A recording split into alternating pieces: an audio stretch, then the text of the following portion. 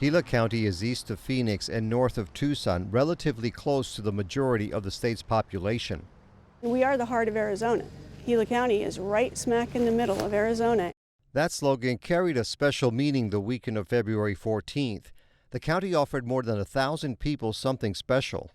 We got our first shot in the Valentine's Days, so it was my gift. 4 weeks later, they're lining up again at High Desert Middle School in Globe for their second dose of Moderna's COVID-19 vaccine.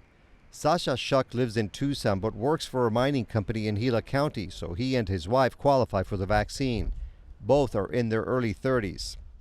I hope that everybody with my same age can get the vaccine. Yeah. They would not be able to get the vaccine yet in many other places where eligibility is currently limited to groups that include healthcare workers, teachers, or those 55 and over. How are you doing today? I'm good. You're the same one I had last time. Oh, awesome. There's your card back.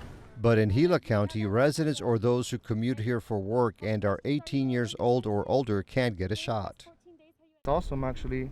I don't know, just it's been a long year. Last year we had to work from home pretty much every day, and it changed the dynamic, and it feels like it's going back to normal, maybe the new normal, but it's a good change.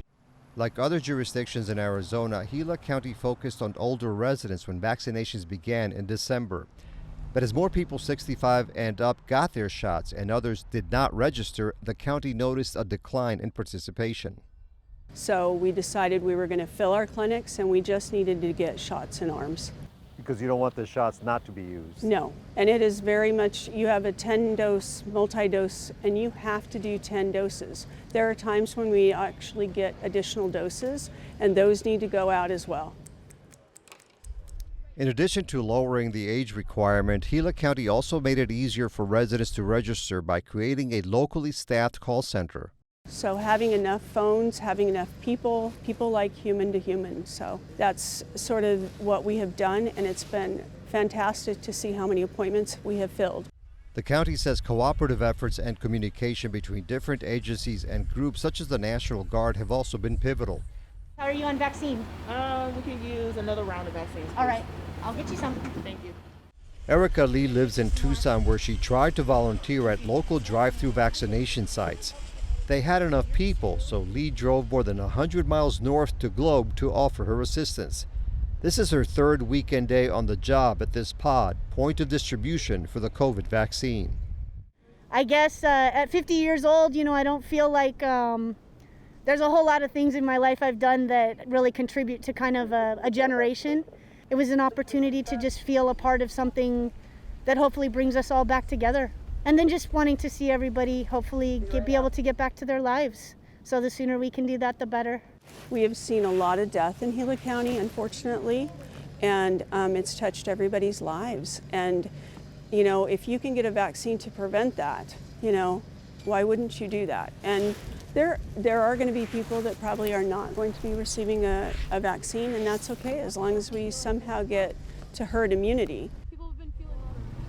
We kind of balked against it for a while, and when a couple of our close friends ended up getting the virus and stuff, we decided to quit playing around and decided to go ahead and get vaccinated.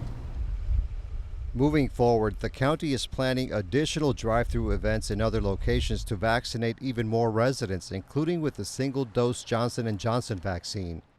Gila County, Arizona, population 54,000, is a glimpse into America's vaccine future. Gila's efforts have attracted state and national attention in recent weeks. I was born and raised here, and to look at it from their perspective has been really, it kind of gives me goosebumps, because I think about, we have a lot to offer in rural Arizona, and for people to maybe come out eventually, maybe we'll get some tourists to come through and educate people on the importance of rural health.